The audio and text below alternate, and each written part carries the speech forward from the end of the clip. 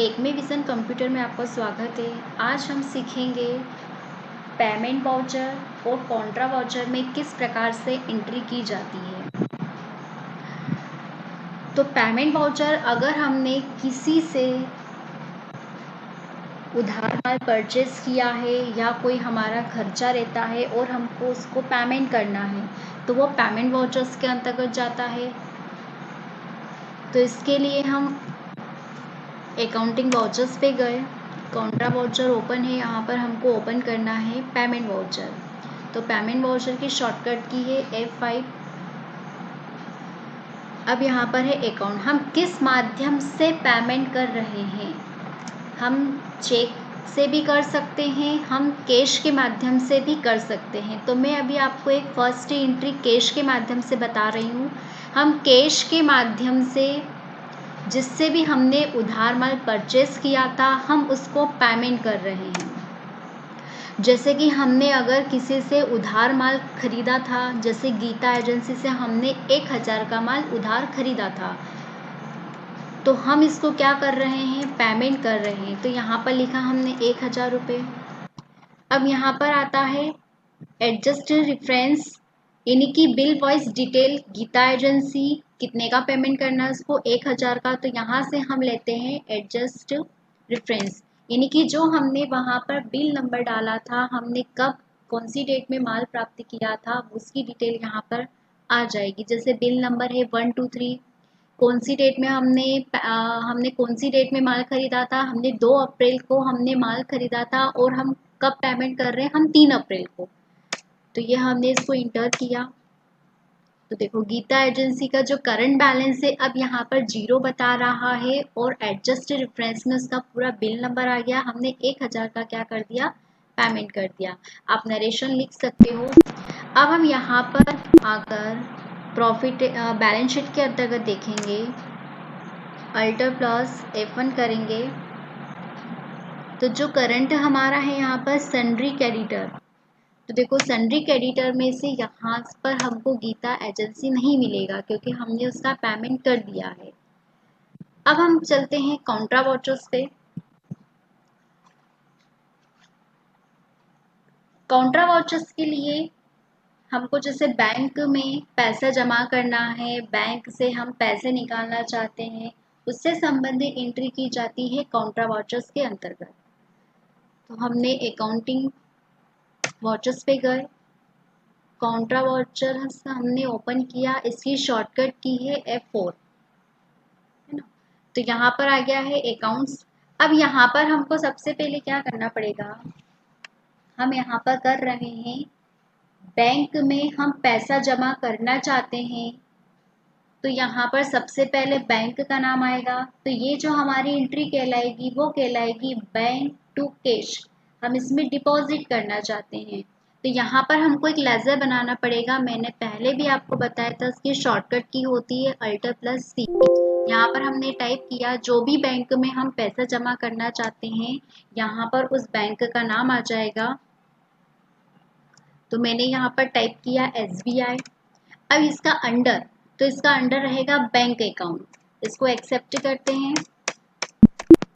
तो यहाँ पर आ जाएगा SBI, कौन सी डेट में हम जमा कर रहे हैं, हम 3 अप्रैल के दिन बैंक में पैसा जमा कर रहे हैं। तो यहाँ पर आ जाएगा कैश। अभी हमारे पास कितने हैं, 3000 रुपये हैं और हम 5000 रुपये बैंक में जमा कर रहे हैं। तो देखो यहाँ पर आ गया 5000 रुपये और यहाँ पर कैश में कितना बच गया, 25000 रुपये। आप नरेशन भी लिख सकते हो कि कैश डिपॉजिट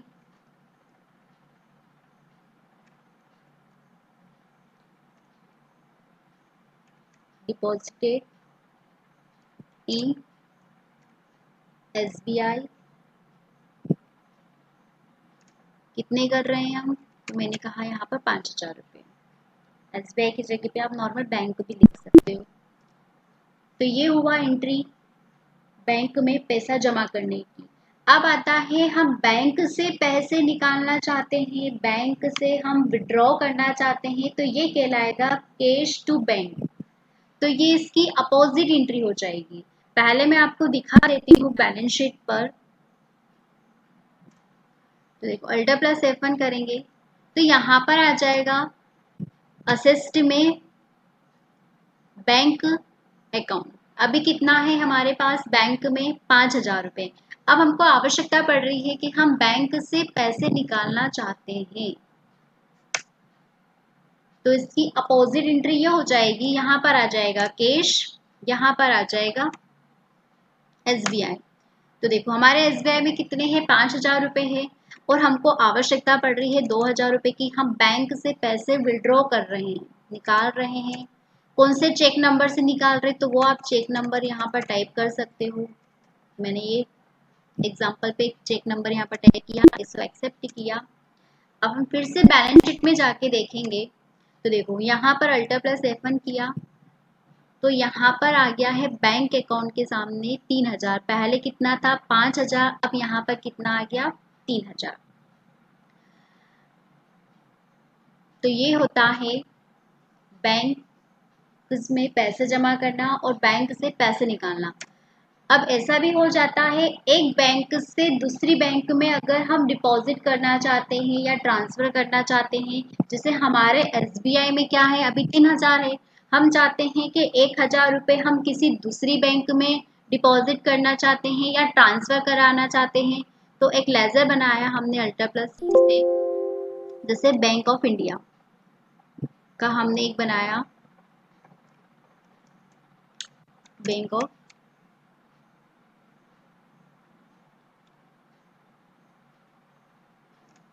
हमने यहाँ पर लिखा बैंक ऑफ इंडिया का अकाउंट टाइप किया, अंडर आ जाएगा इसका बैंक अकाउंट। जो भी बैंक का देना चाहते हो आप बैंक का नाम दे सकते हैं। अब यहाँ पर आएगा SBI, तो SBI में कितने हैं, 3,000 रुपये हैं और 1,000 हम क्या कर रहे हैं, ट्रांसफर कर रहे हैं बैंक ऑफ इंडिया में। एक्सेप्ट किया, चेक नंबर वही आ जाएगा हमारा, किस चेक नंबर के माध्यम से कर रहे हैं, तो जो हमारा SBI का चेक नंबर है वो हम यहाँ पर टाइप कर देंगे। अब हम फिर से जाके देखेंगे बैलेंस शीट पर जाकर अल्टर प्लस F1 किया तो देखो यहाँ पर अभी बैंक अकाउंट में टोटल कितना बता रहा है, 3,000। तो बैंक ऑफ इंडिया में 1,000 है और SBI में कितना है, 2,000 है। तो ये कहलाता है बैंक से संबंधित एंट्री हमने कॉन्ट्रा वाउचर्स के अंतर्गत की। अब यदि हमको पेमेंट करना है चेक के माध्यम से तो अब वो भी हम यहाँ पर कर सकते हैं, क्योंकि हमारे पास बैंक में अमाउंट से, अब जैसे हमको किसी चेक के माध्यम से करना है तो मैंने यहाँ पर लिया SBI। हम किसको करना चाहते हैं पेमेंट, जिससे हमने उधार माल परचेस किया था, जैसे राम एजेंसी। तो ये राम एजेंसी से हमने माल अभी तक परचेस नहीं किया है, यहाँ पर कोई अमाउंट शो नहीं हो रहा है। पूजा एजेंसी भी नहीं है, और कोई हो तो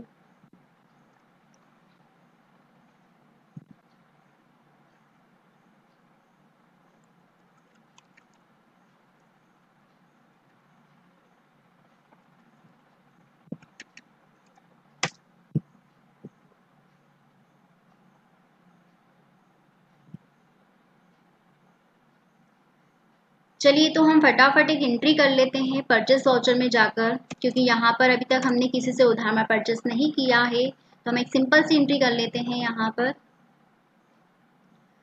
रेफरेंस नंबर,